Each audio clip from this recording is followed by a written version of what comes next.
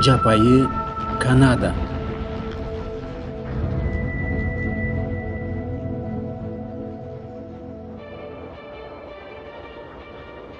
Канаданын жапайы чөлкөмү планетабыздагы өтө таң калыштуу жерлердин бири.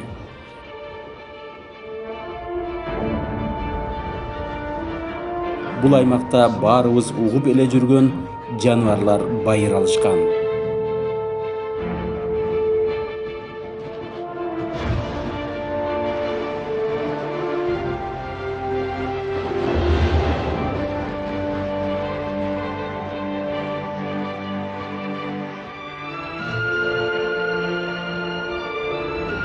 Суу жээктеринин узундугу менен Канада башка өлкөлөрдү артта калтырат.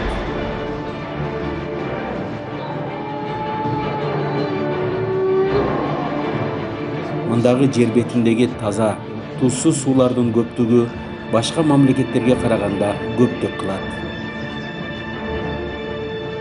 Бул жерде эч кимдин колу тиелек токойлор аябай кеңири. Мындагы жаратылыш миңдеген жылдардан бери урпактары жашап келген элдердин жардамы менен корголуп келет.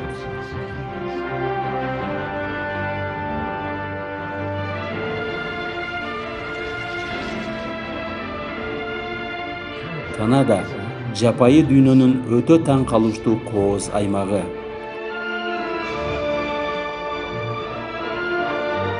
Биздин көрсөтүүбүздө биз сизге жаратылыштын таң калыштуу көп түрдүүлүгү жана анын баарын камтыган токойлор жөнүндө айтып беребиз. Түбөлүктүү аяк баспаган дың жерлер. Мындан 15 000 жыл мурда Канада калыңдыгы 1 чакырымга жеткен муз катмары мөңгү астында басылып турган. Так мына ушул учурдан баштап азыркы Канаданын жапайы жаратылышынын тарыхы башталат.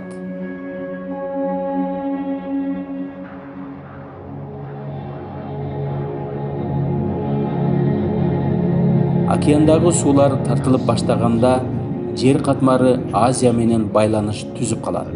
Андан соң ошол жерлер аркылуу Азиядан Түндүк Америкага жаңы жашоочулар көчүп келип калышкан. Ошондо бул изилденбеген аймакка адам баласы эң алгачкы кадамын таштаган болчу.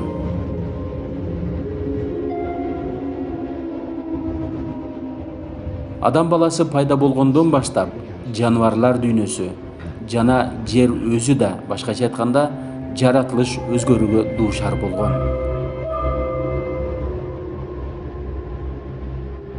Эч нерсе мурдакы абалында калбайт. Учурда 15 000 жылдан кийин Канаданын жаратылышы планетабыздын башка жерлерине караганда бир кыйла жакшы сакталган десек жаңылышпайбыз. Жыл сайын Атлантиканын жээктеринде жаңылануулар жана өзгөрүүлөр болуп турат. Бул Ньюфаундленд деген провинция. Түндүк Американын эң күн чыгыш тарабында жайгашкан аймагы.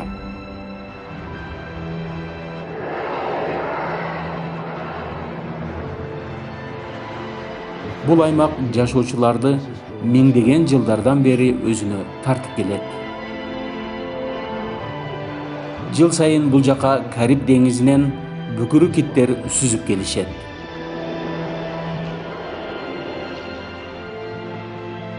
Аларды мындагы азык оокаттардын көптүгү азгырат. Деңиз берген чыныгы сыйтамак албетте Аллах Тааланын казынасынан.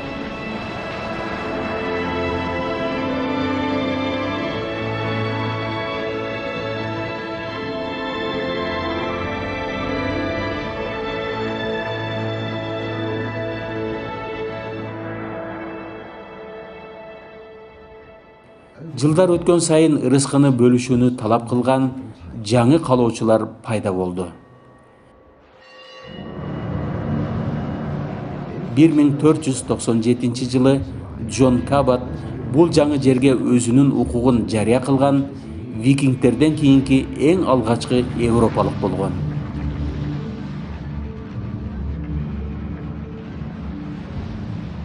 Кабат негизи Кытайга соода жолун ачам деп максат кылган болчу. Бирок жолдон жаратылышы бай Канадага тушугат.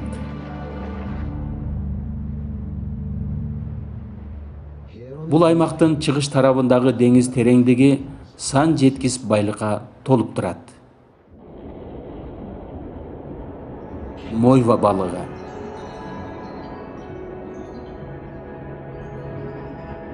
Жыл сайын жаз мезгилинде ушундай майда миллиондоп саналган балыктардын топтору ушул Ньюфаундленд жээктерине топтолуп калышат.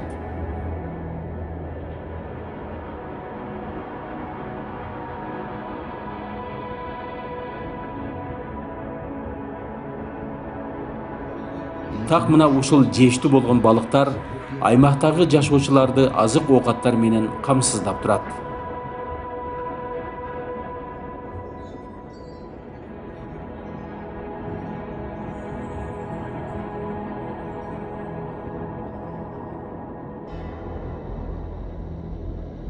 Атлантикалык треска балыгы болсо, мойва сыяктуу эле көп санда ушул жерде өмүр сүрөт. Мына ушул деңиздеги балыктардын көптүгү эң алгачкы келген европалыктарды аябай кызыктырган. Биздин ушул күндөрдө треска балыктарын мурдагыдай көп санда жолуктурга болбой калды. Бирок бул мойва балыгына эч нерседен коркпой эле койсо болот дегенге жатпайт.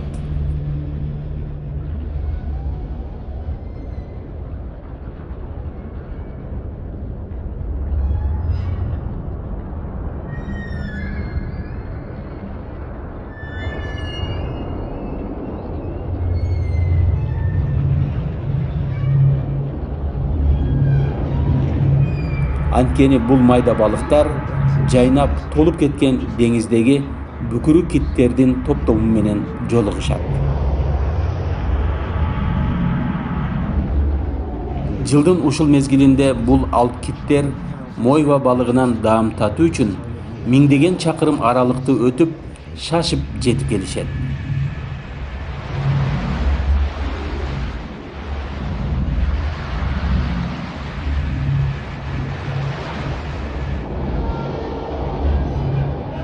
Алар бир канча айдан бери ачкачылыкта жүрүштү. Эми болсо тоюнууга даяр.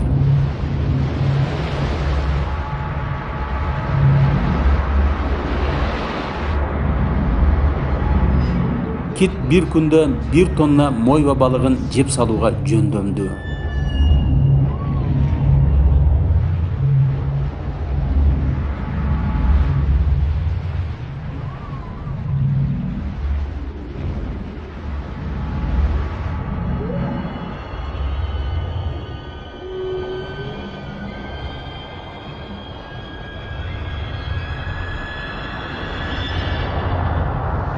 Bir оозунганда 50.000 литр суну балыктар менен кошо жутуп коет.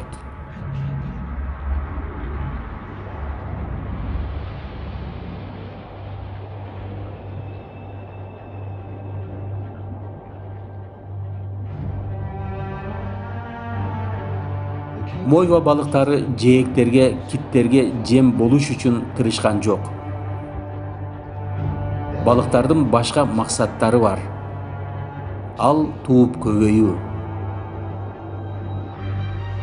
Бул үчүн эң ыңгайлуу жер океандын жээктери.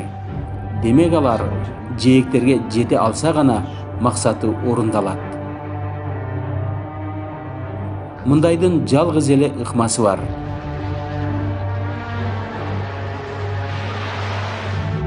Толкундар менен кошо агуу.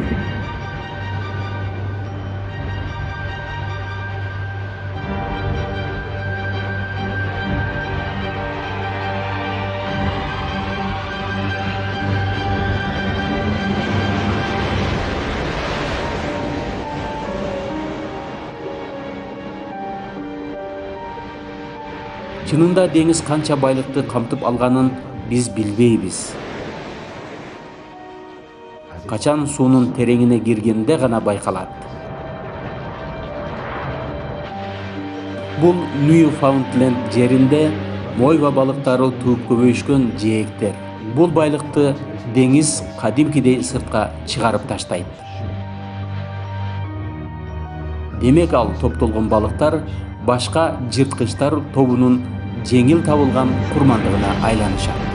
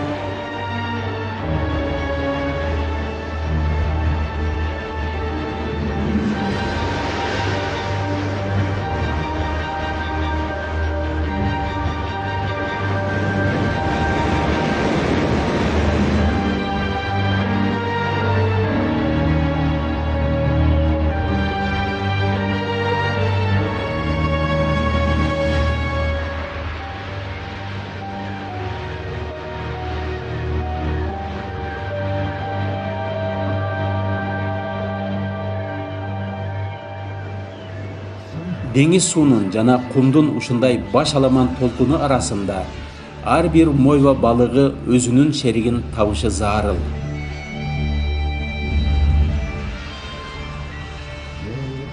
Толкун келип кайра кайтканда 10 секундалык тыныгуу жуп ташууга эң ыңгайлуу убакыт.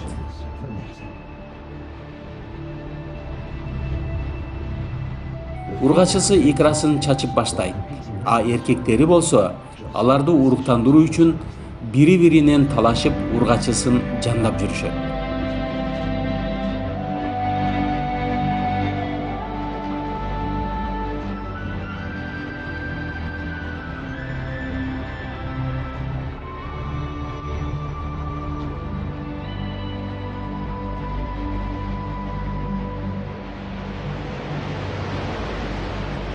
Кимисинин багы ачылган болсо, кийинки толкун аны кайрадан деңизге тартып кетет. Көпчүлүк ургачы балыктар тукумун мындан кийин кайра дагы улоо үчүн кайтышса, ал эми эркек балыктары болсо дээрлик баары өлүшөт.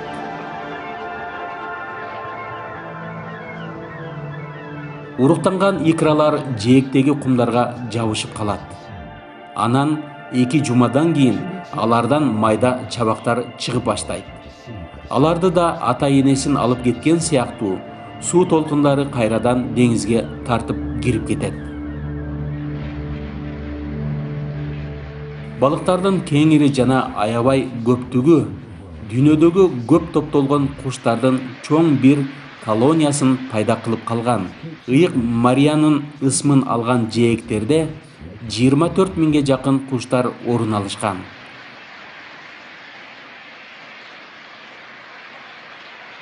Булар дагы киттер сыяктуу жаз мезгилинде мойва балыгынан даам татыш үчүн чогулушат. Балапандарын тууп көбөйүүгө да жетишет.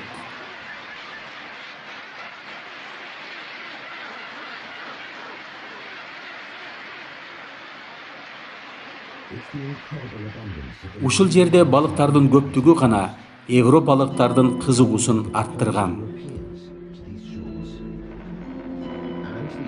Кабат сыяктуу саякатчылар изилдөөчүлөрдүн эң алгачкыларынан болгон.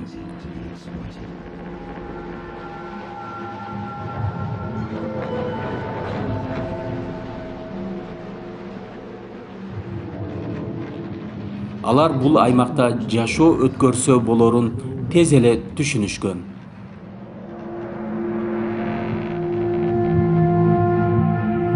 Джон Кабат жергиликтүү жашоочулар менен жолугушкан эң биринчи европалык болгон. Ал жергиликтүүлөр Ньюфаундленд жана Лабрадор аймагынын тургундары болчу. Булар кызылга боелгон териден жасалган кийимдерди кийишкен. Ошондуктан да аларды кызыл терилүүлөр деп да атап коюшкан. Эки түрдүү адамдар дүйнөсү ушинтип бири-бири менен жолугушуп калышкан. Чынында жергиликтүүлөр жаңы келгендер менен байланышкысы келбеген болот. Кабат өзүнүн достору менен жаңы жолуктурган жерде башка адамдар жашап жүрөрүн тез эле түшүнүшкөн.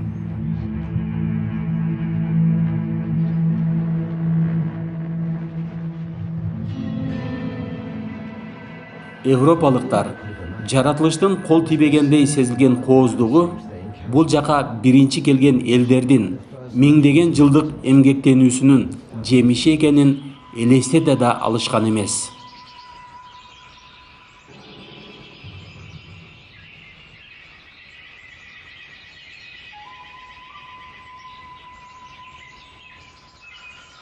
Кабаттын келген учурунда Аракес жана Алганкин уурулары өздөрүнүн жашаган жерлерин гүлдөтүп, жемиштүү кылып коюшкан эле.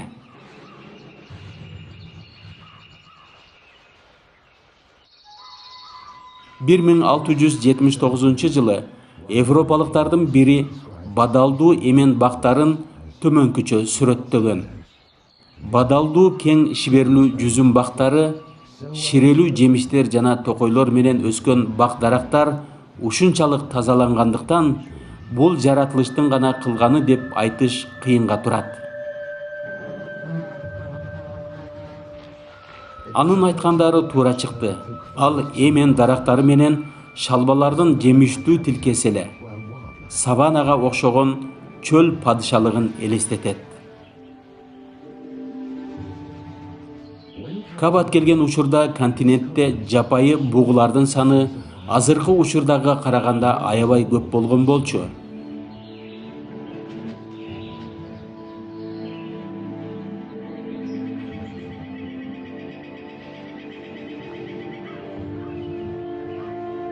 Жергиликтүү тургундар миңдеген жылдар бою өрттөөнү акылдуулук менен колдонуп, өздөрүнө бейиш сыяктуу орундарды камдап келишкен.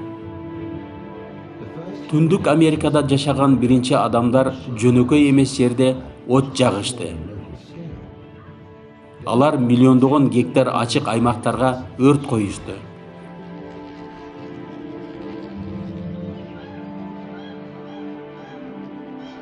От жаш дарактарды кыйратты. Жыйынтыгында шалбалуу жерлер бошоду.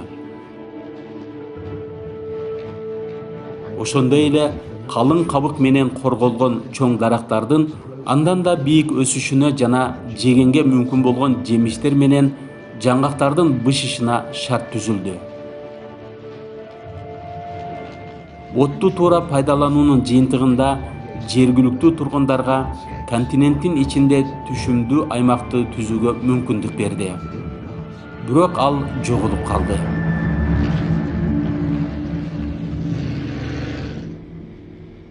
Азыркы күндөрдө да токойчулук ошондой ыкманын жакшы жактарын колдонушат. Бир нече кылымдардан бери отту мындай пайдаланбай калгандыктан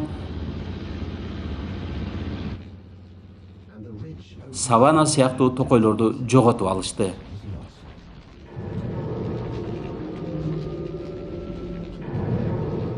300 жыл өткөндөн соң өрт Канаданын чыгыш тарабында эмендүү токойду кайрадан жандандыра баштады.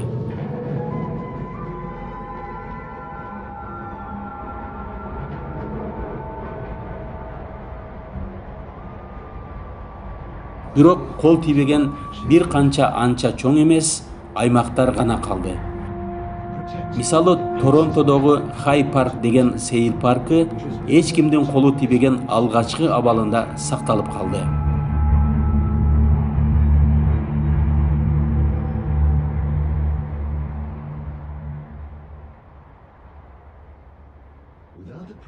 Өрт менен тазалоосуз токойдун абалы Кабат келген учурдан такыр башкача болмок.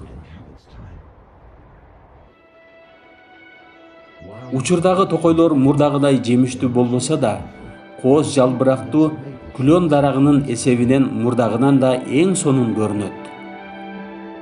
Мурда сезимтал жалбырактуу күлөн дарагы токойдогу баш аламан өрттүн айынан кыйрап калышкан болчу. Бирок өрт токтоп кайтып кетти. Ошондуктан күлөн дарактары кайрадан жаңыдан ээлеген аймактарын кеңейтип баштады. Канаданын маанилүү символдорунун бири болгон жалбырак жакынкы күндөрдө эле пайда болгон. Баары токойго сак мамиле жасоонун артынан болду.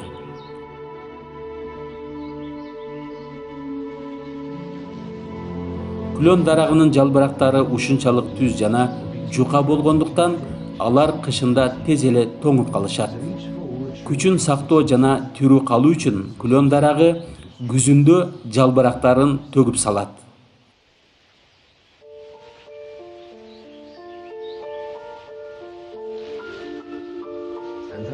Жаратылыштагы мындай кубулуш өлүп жок болуунун эң кооз учуру.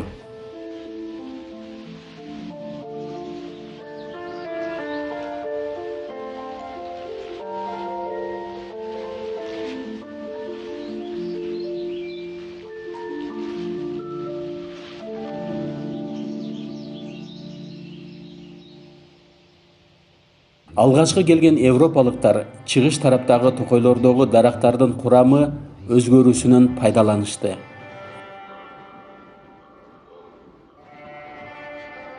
Күлөн дарагы Канададагы негизги дарактардын бири болду. Анын курамындагы канттын көптүгү күлөн дарагынын ширесин даярдоого мүмкүндүк берди. Эрте жазда даамдуу ширени чыгарып алса болот.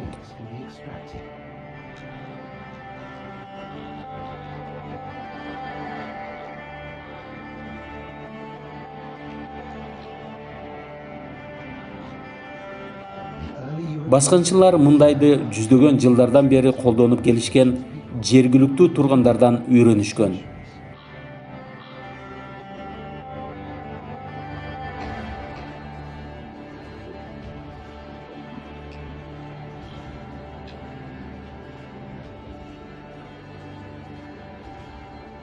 Бирок европалыктар мындайды өндүрүшкө айландырып ийишти.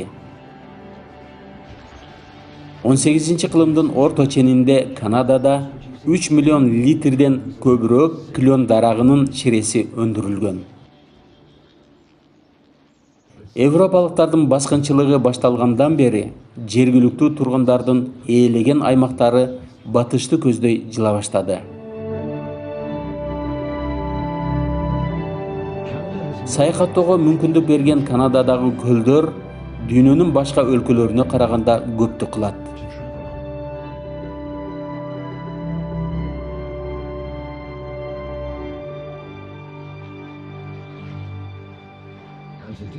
Жергиликтүү тургундар да кайыңдардан өздөрүнө кайык жасап сүзүп жүрүшөт.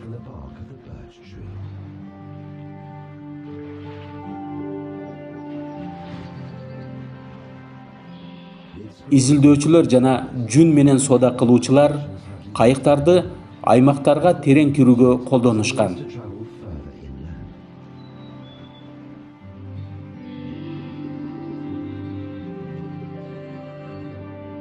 Бирок баары эле сууда сүзүүдө туура жол таба алышкан эмес.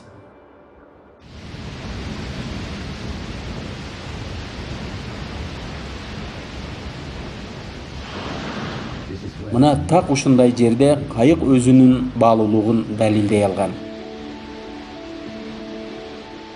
Эгерде суу аябай толкунданган болсо, анда аны башкаруу кыйын болгон. Кайык ташып жүргөн жүккө караганда бир кыйла жеңил болот.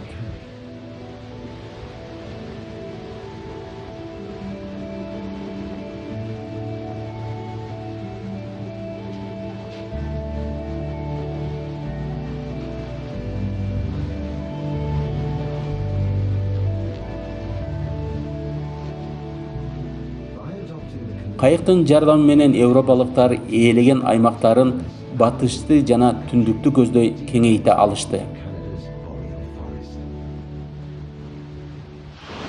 Бирок тилекке каршы кайыктар да Канаданын кышы менен атаандаша албады.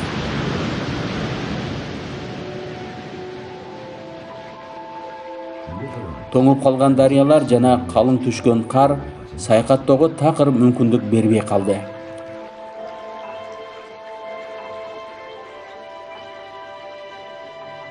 Жарым жылга Канаданын көпчүлүк бөлүгү таанылгыч болуп өзгөрүп кетет.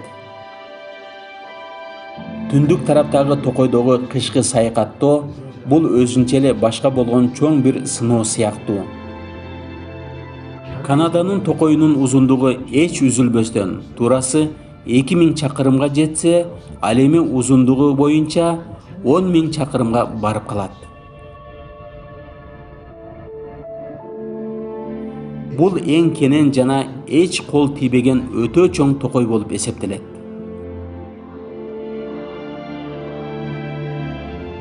Жыл сайын 6 ай бою кар бул жерди такыр башка аймакка айландырат.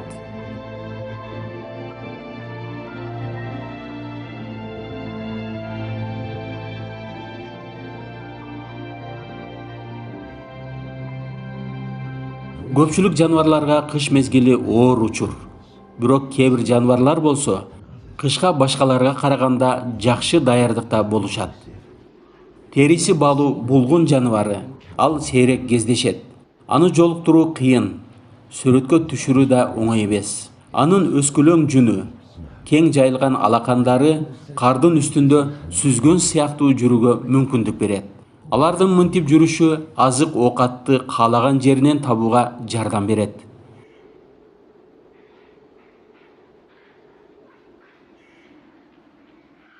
Териси балу булгун жаныбары кыштын өкүм сүрүүчүсү.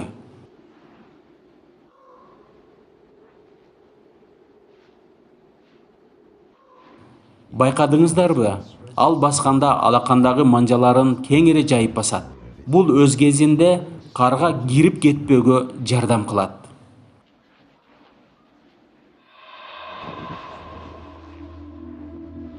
Бул жаныбардын кардын үстүндө кантип басканы адамдардын да көз жаздымында калып кеткен жок.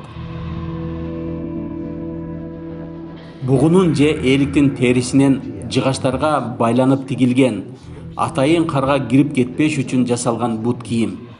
Так эле териси баалуу булгун жаныбардын алаканын элестетет.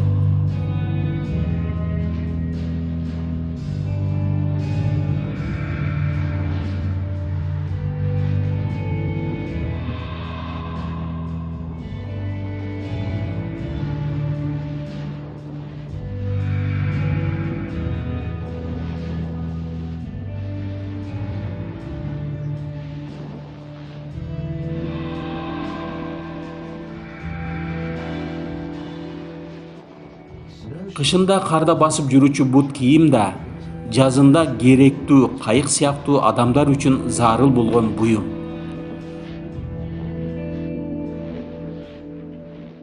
Түндүк уюлга жакын токойлор адамдарга жана жаныбарларга көп нерсени сунуштай алышат. Арктика менен чектешкен эң түндүк тараптагы токойдо суук аймакта жашоого ылайыкташкан дагы бир жаныбар бар.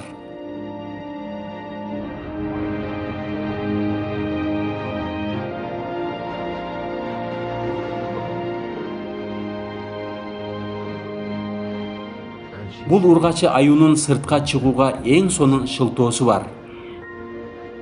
Ал кыш ичи дарактын түбүндө иининде балдарын тууп чоңойтууга жетишип калды. 5 айлык кыймылсыз уюп жатуудан кийин сыртка чыгып кыймылдоо өтө жагымдуу болсо керек.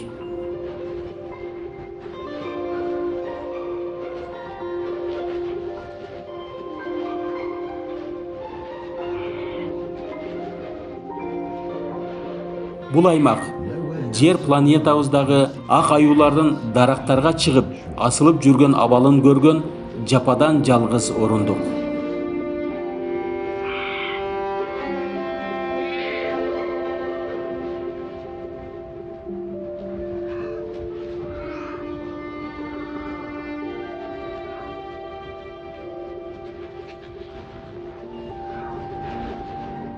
Бул кичинекей чүрпөлөрүнө апасынан үйрөнүүчү нерселер өтө көп. Алар өз алдынча жашоого аттанганга чейин апасы менен дагы 2 жыл бирге болушат.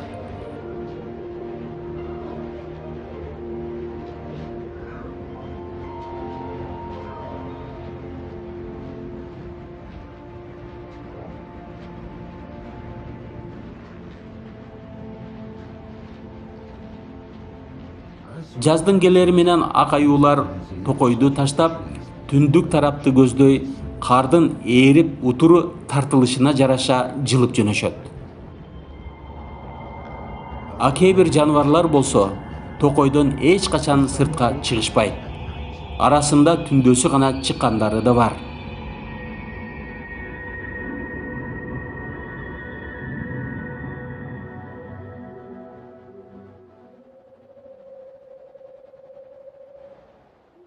Тыйын чычкан бул кадимки токойдогу майда жаныбар. Бирок бул түндөсү жүрүсү менен гана өзгөчөлөнүп турбайт. Ал уча да алат.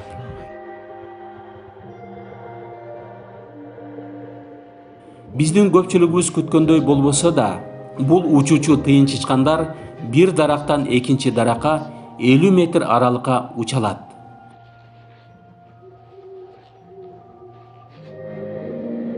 Куйругу алдыдагы тоскоолдукту айланып өтүүгө мүмкүндүк берет.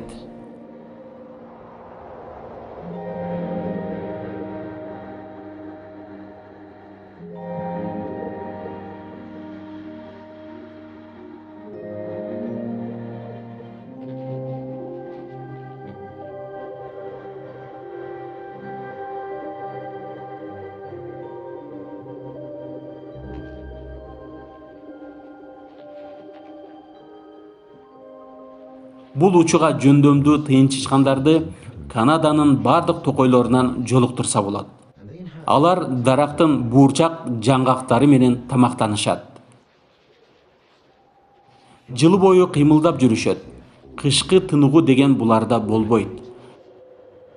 Ал эми кээ бир жаныбарлар болсо кышында тыныгуу кылууга аргасыз болушат.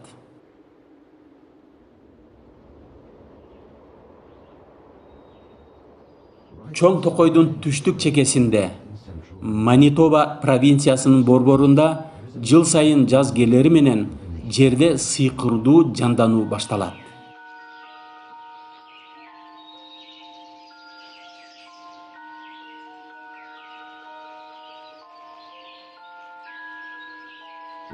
Маржан жыландары кышкы 8 айлык уйкудан кийин ойгонушат.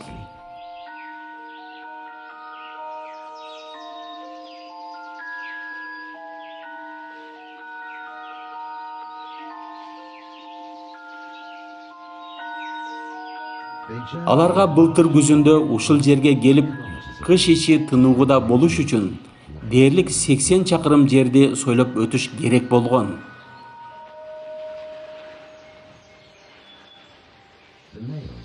Адегенде миңдеген эркектери ойгонот. Алар жылуулук издеп, жаздын күн нуру астында бири-бирине чырмалышып чогулуп калышат. Жыландар жаздын алгачкы жыпар жытын сезүүгө моюндарын алдыга созушат.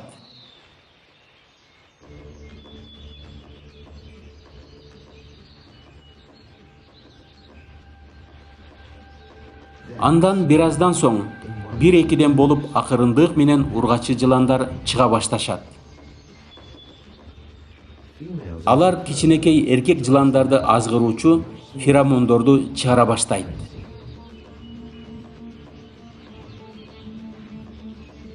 Эркектеринин ондогону жүкташууга даяр болуп, ургачысына жабышып алышат. Иш бүткөндөн соң ургачысы баарын таштап, башка жакты көздөй сойлоп жыла баштайт. Ал эми эркеги болсо, башка атаандаштарын жетпесин деп тосуп калат.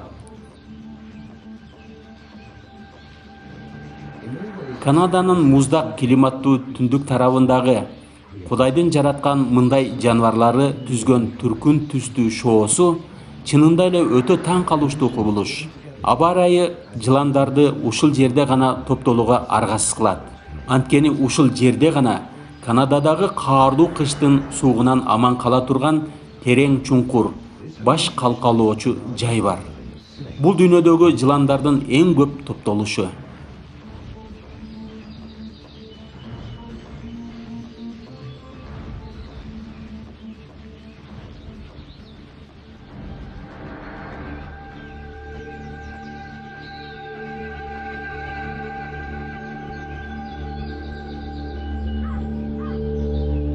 Өлкөнүн борборунда, түштүгүндө жана батышында токой аймактары башка менен алмаштырылат.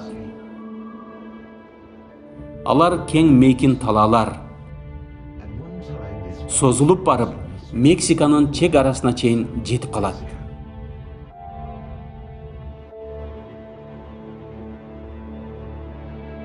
Бул жалпак кең чөлкөмдөр мөңгү муздардын эригенинен кийин чөкмө тектердин натыйжасында пайда болгон.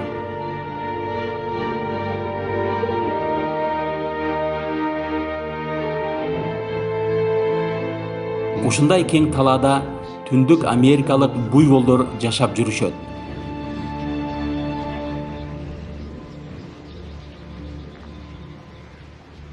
Алар качандыр бир мезгилде саны көп болгон. Ал эми учурда эң таанымал, белгилүү болгон ушул кең талаалардын тургуну. Кенен шалба арасында жашоого ылайыкташкан башка жандыктар да бар.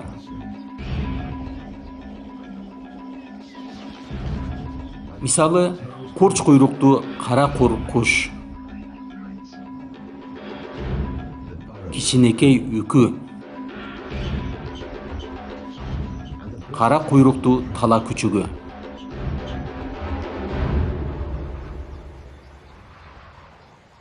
Эгерде семиз топоздордун топтому мурдагыдай жергиликтүү шалбаларды тебелебей калса, башка жаныбарлар атайын ачык түздүктөрдү таптоо үчүн жаратылган сыяктуу.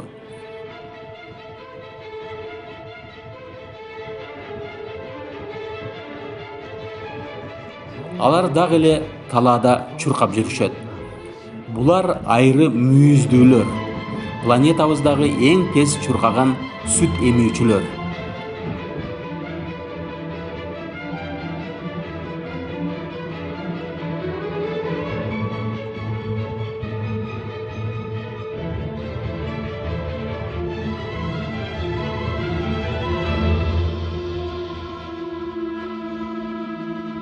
Бирок бүгүнкү күндө булардын саны да мурдагыдай көп болбой калды.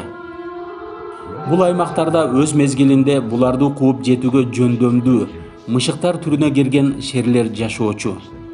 Миңдеген жылдар аралыгында жаныбарлар дүйнөсүнө тиешелүү болгон кээ бир жаныбарлар да жок болуп, азыр алардын бирөөсү да калбады.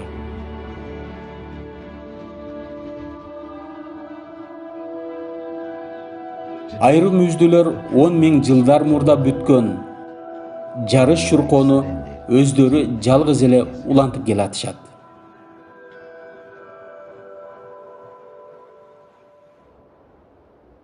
Айрым мүйүздүүлөр ар дайым өлкөнүн борборунда жашап келген. Анткени батышка карай түздүктөр кескин өзгөрөт. Түздүк талаалар дөңсөлөр менен кезигишкен жеринде зоо кыркалар башталат. Тоолордун үзгүлтүксүз тизмеги дээрлик 5000 чакырым. Анын ичинде континенттин эң бийик чокулары да бар.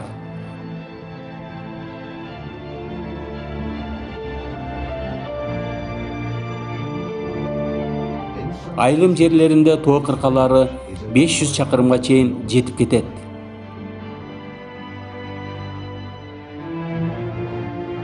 Бул аймак бир караганда жашоого жараксыз көрүнгөнү менен, ушул эле жерде өтө укмуштуу жаныбарлар жашашат.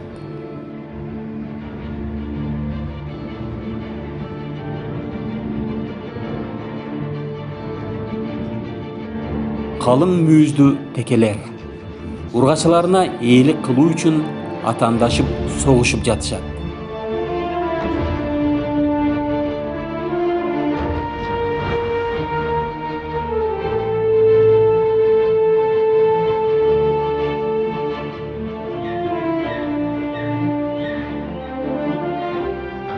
Бийик зоолордон сырткары адыр сыяктуу бөксө тоолор да бар.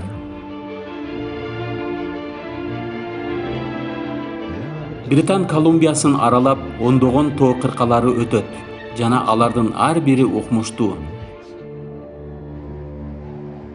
Вулкандык процесстин натыйжасында пайда болгон тоолордун кээ бир жериндеги топурактарынын өзгөчө түстөрү Марс планетасындагы топурактын түстөрүнө окшоп кетет.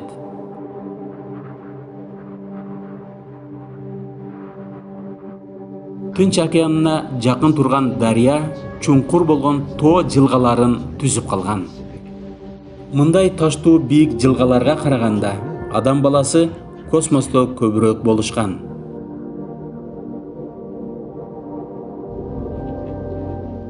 Анын тик кыркаларында тоо эчкилери жашашат.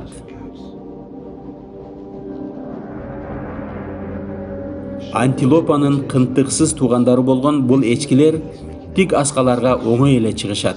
Мында ар бир туура эмес кадам өлүм менен аяктаган узак учууну убада кылат.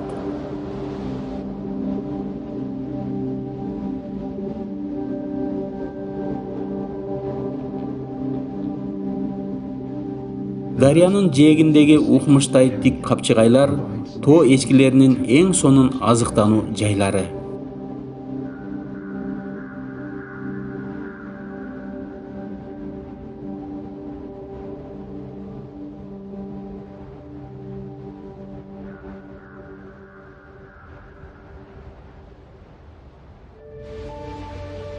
Бул тоолордогу суулар батышты көздөй агат.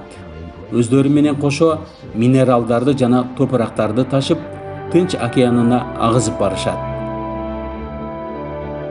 Ушул Британия Колумбиясы эсептелген аймакта тоолор деңиздер менен жолугуп, өлкөнүн эң түшүмдүү жерлери кеңири жайылган.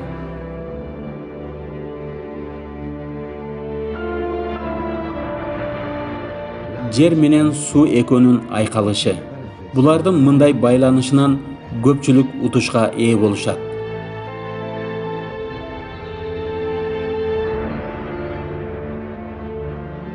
Деңиздер менен курак жердин ортосундагы байланыш токойлордо даана байкалат. Канаданын батыш жээктеринде дүйнөдөгү жаан-чачындуу токойлордун 1/3 орун алган. Бул эң бай жашоо чөйрөсүнүн бири болуп эсептелет.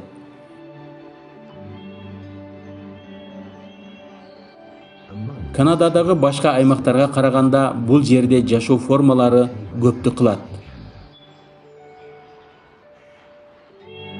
Таң калыштуу жана сонун жандыктар ушул сыйкырдуу токой арасында жашашат.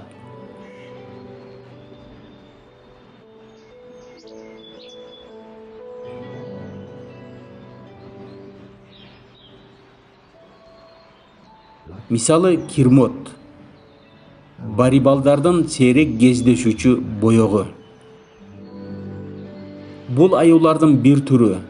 Негизи бул ала ак түстүү аю эмес, кадимки кара аю эле. Бирок туулган күндөн баштап эле жүнү ак түскө өзгөрүшү бул генинде бар. Кирмот деген аю көптөн бери жашоо үчүн бардык нерсе бар болгон токойлордо жашап келген. Ар бир жайда токойлор аркалуу аккан дарыяларда ачык алаканга азык оокаттар жеткирилип турат. Бирок башка аюулар сыяктуу эле ал аны кармашка туура келет.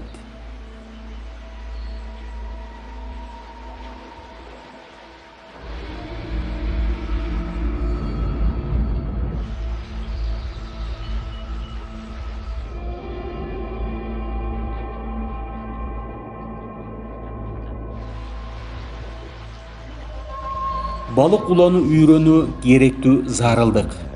Аны кээ бирлер оңой эле өздөштүрүп алышат.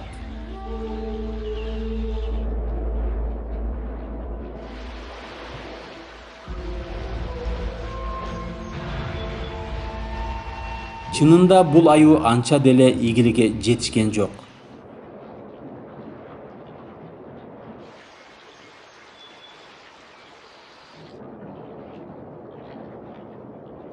Аюулар даражасында ак жүндүүлүк эч кандай артыкчылык жаратпайт.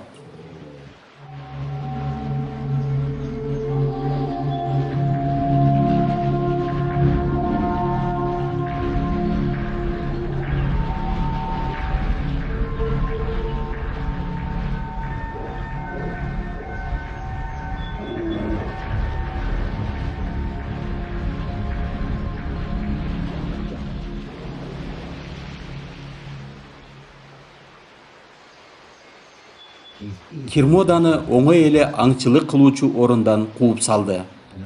Эми Ласосту башка жерден издөөгө туура келет.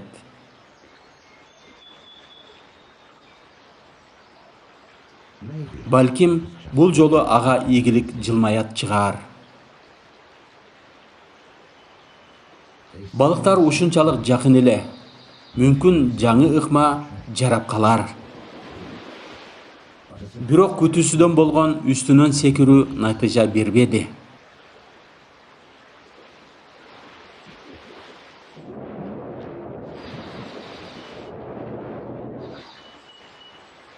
Акыры аягы ийгилик жаралды. Кышка даярданыш үчүн ага мындай балыктардын дагы көбүн кармоого туура келет. Кылымдар бою мээлүүн токойлор кирмоттор үчүн үй болуп келген.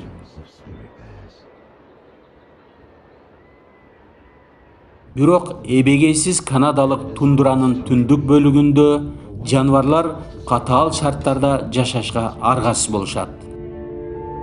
Канада географиялык борбору кең арктикалык тундранын ортосунда жайгашкан. Канададагы арктикалык региондор планетанын эң сейрек элдери жашаган аймактарынын бири. Бул аймактарга адам баласынын таасири дээрлик таасир эткен жок окшойт. Көп убакыттар бою бул жердин жаратылышы муз доорунан бери эч өзгөргөн жок деп эсептелип келген. Бул жерде жашаган бугулар өздөрүнө азык табуу үчүн чоң аралыктарды кыдырууга аргасыз. Тундра өсүмдүктөрү азыктандыруучу заттарга бай эмес. Жаныбарларга керектүү азык болгон тундрада өскөн өсүмдүктөрдү жана эңилчектерди табуу кыйынга турат. Бугулар ушундай азык зат аз болгон аймакта жашап кетүүгө жөндөмдүү болгон жаныбар. Чынында тундрада дайым эле ушундай болгон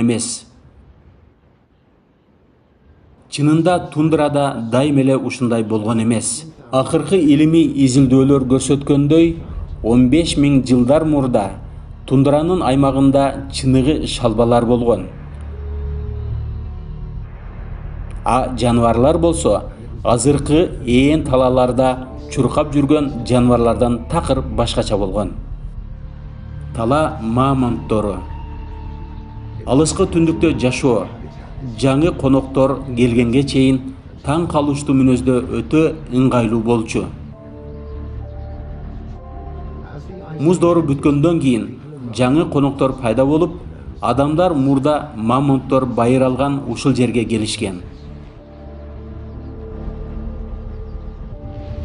Адамдар аңчылык кылууда тажрыйбалуу болгондуктан жергиликтүү жаныбарлар алсыздык кылып коргоосуз калышкан. Эки кылым аралыгында дээрлик бардык алыптар кырылып жок болушкан.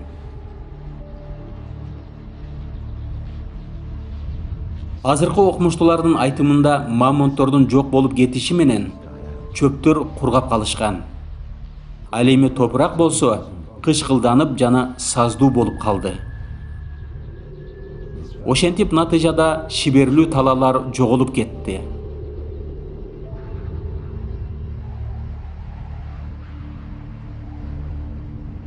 Жер азыр биз көрүп байкап турган ээн тундрага айланып калды.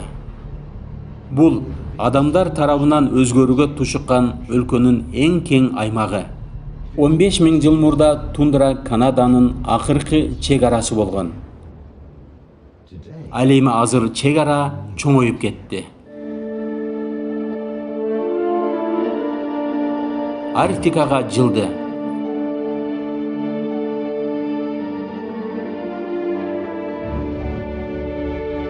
Мурдагыдай эле адамдар курчап турган дүйнөнү өзгөртүп жашап келишүүдө.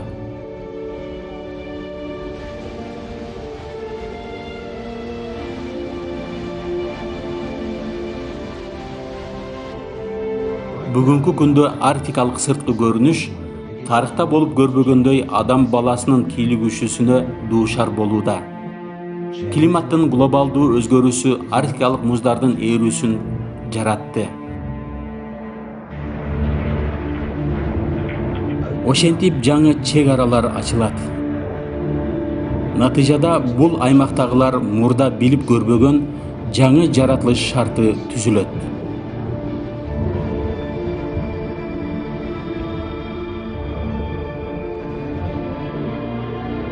Бирок ушул күндөрдө баары такыр башкача. Бул өзгөрүүлөр ойлонулган эмес жана планетадагы бардык адамдардын аракети астында келип чыккан. Мындагы өзгөрүүлөрдүн айынан жашоо кандай болуп өзгөрөрүн эч ким биле албайт.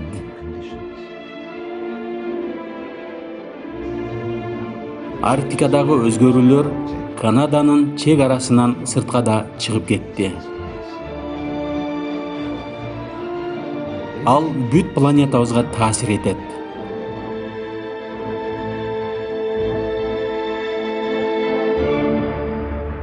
Канаданын түбөлүктүү чек арасынын тарыхы дале болсо уланууда.